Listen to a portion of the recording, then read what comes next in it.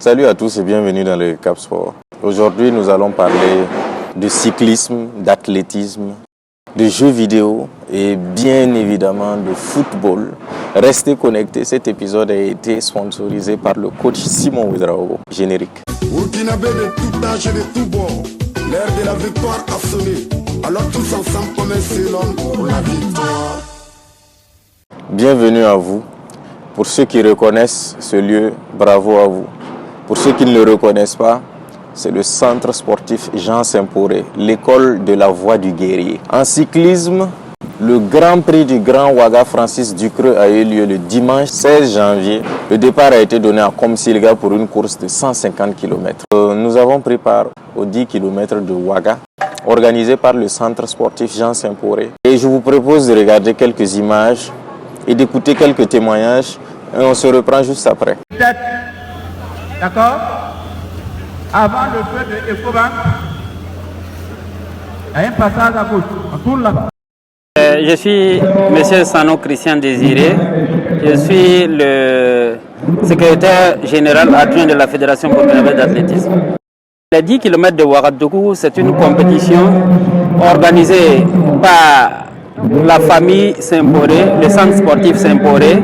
Et cette compétition est cette année à sa 6e édition.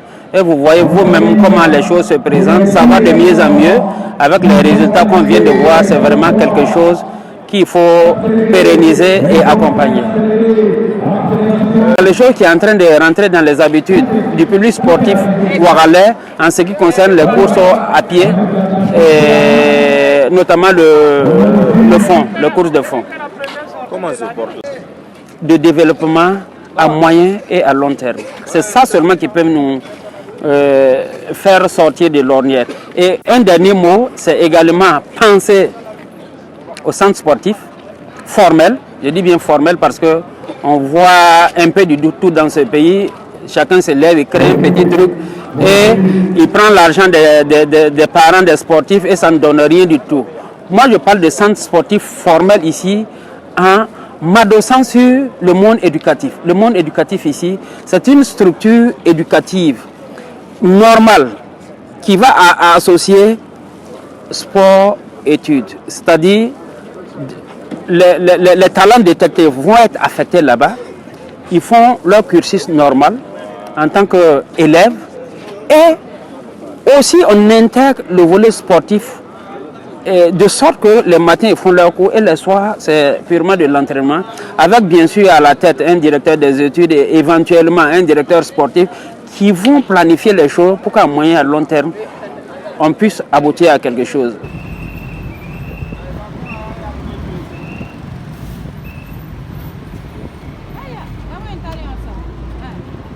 Je m'appelle Maître Nchema Koudia Abdraman. Ceinture noire, 6e dans taekwondo olympique et 9e dans mondial. Voilà. Sinon, le sport est pour la santé et moi je vais être en forme. Voilà pourquoi je viens participer toujours. Je ne suis pas fatigué même. Je me sens à l'aise. Mon Dieu, moi c'est et ça quoi que Dieu me donne pour être parmi les jeunes. Dans le débrief du match des étalons, les étalons étaient plus rassurants cette fois-ci. Nous avons vu des étalons qui ont maîtrisé le match, qui auraient pu marquer beaucoup de buts, qui ont été maladroits dans les derniers gestes. J'espère que ça sera corrigé pour le dernier match contre l'Éthiopie. Mention spéciale, Edmond Tapsoba. Ce monsieur devrait jouer en costard cravate, tellement il est classe. Il a géré la défense avec sérénité, comme un patron quoi. C'est le Zaksoba comme on dit. Félicitations à Hassan Bandé pour son but. Il a marqué avec l'étoile qui est sur sa poitrine en plus. On est fiers de toi. Et Hervé Kofi. Hervé, ce n'est plus le chat. C'est Black Panther, Hervé Kofi. Avec sa combinaison noire, tout ça. Et puis la barbe, les favoris, les cheveux. C'est Black Panther, Hervé Kofi. Et dommage. On a dit qu'Hervé Kofi avait le Covid. On commence à se poser des questions. On n'est pas du genre parano ou complotiste, mais là, ça commence à faire beaucoup. Et rappelez-vous déjà ce que je vous disais avant le début de cette CAN. Voilà, mais on peut déjà dire qu'il y a déjà un gagnant dans la CAN, c'est le Covid-19. Pour le match de l'Éthiopie, on n'a pas le choix, il faut gagner. Il faut être plus adroit devant les buts, il faut être plus efficace. Que la défense garde sa solidité. Peut-être que Hervé Kofi ne sera pas là, donc son remplaçant il doit être solide. On n'a pas le choix. Il faut qu'on gagne. Donc les attaquants, ceux qui sont devant, peut-être que Bertrand Traoré sera de retour. Ceux qui sont devant, il faut qu'ils mettent le paquet. Il faut qu'ils mettent le paquet. On n'a pas le choix. Il faut gagner, il faut faire avec. C'est vrai que c'est un peu injuste, mais on fait avec. Dans notre rubrique découverte, nous sommes allés voir des otaku dans un endroit qu'on appelle la zone, qui est le repère des otaku. Ils vont se présenter, ils vont vous raconter un peu ce qu'ils font. Comment tu fais ça?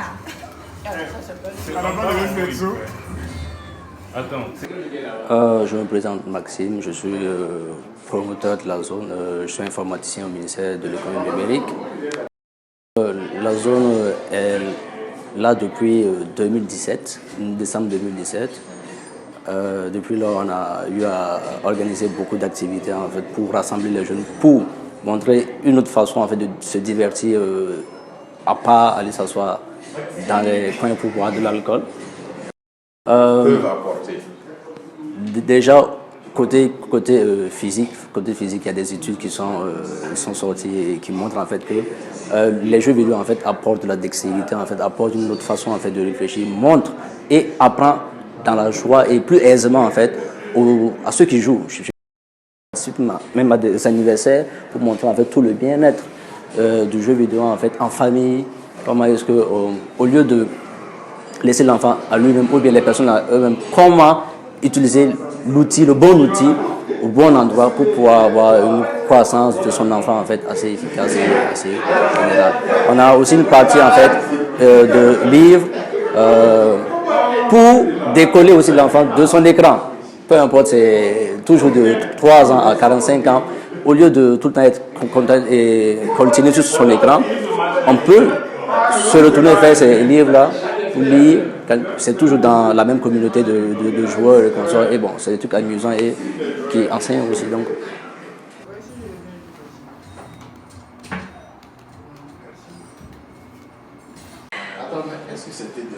Bon, c'est un domaine là où les filles sont beaucoup plus exclues et je pense que, bon, elles se sentent exclues parce que les garçons les mettent à l'écart. On ne donne pas le temps d'apprendre les jeux vidéo et tout. D'ailleurs, même c'est quelque chose qui se passe dans le ménage. Nos mamans nous parlent souvent, non, ce n'est pas ton jeu, c'est pas ce que tu dois faire. C'est un appel à toutes ces filles qui se sentent exclues de ne pas se dire que c'est un jeu pour les garçons. Il n'y a pas de jeu pour les garçons. Moi-même, je suis là ce soir, c'est pour apprendre à faire le jeu bizarre qu'ils sont en train de faire là. D'ici là, j'ai pour objectif de savoir comment jouer, comment utiliser une manette. Et d'ici là, peut-être, je serai la championne.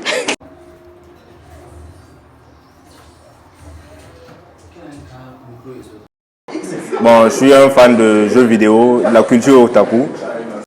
Bon, un otaku, c'est un individu qui est fan de la culture manga et des jeux vidéo. Oui, on est très souvent stigmatisé.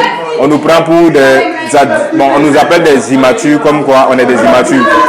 Malheureusement, bon, on va dire que c'est une question de mentalité parce qu'en Europe, en Occident par exemple, même des vieux de 80 ans jouent aux jeux vidéo. Mais moi personnellement, ça ne me dit rien parce que c'est un passe-temps comme les autres.